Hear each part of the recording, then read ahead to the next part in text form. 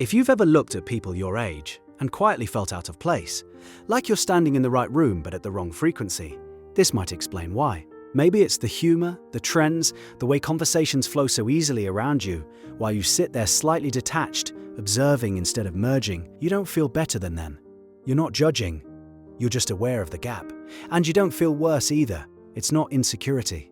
It's something quieter than that. It's a subtle sense of being out of rhythm, like everyone else is moving to music you can hear but don't fully connect with. Sometimes it feels like the emotional script of your generation was handed out, and yours was written in a slightly different language. On the surface, you tell yourself it's just different interests, different tastes, different preferences. But deep down, you sense it's not really about preference at all. It's about timing, about when your inner world developed compared to the environment around you. Some people grow up internally faster than the culture they're surrounded by, and that shift changes everything. While others were experimenting and reacting freely, you were observing, calculating, thinking ahead. You became aware of consequences early, aware of emotional impact, aware of how people change when tension enters a room.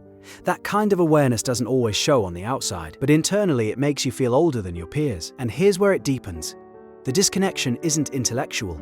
You understand your generation, you just don't feel anchored in it.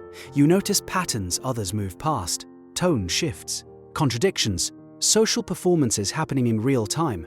That level of perception usually develops early, especially if you had to read the room before you could fully relax in it. When tone mattered more than words, when silence meant something, when emotional shifts weren't random, they were signals. So now your nervous system stays observant, even when there's no clear threat, even when everyone else seems at ease. Over time, that creates distance. Not because you want separation, but because awareness naturally slows participation. You might label yourself as different, too serious, too reflective.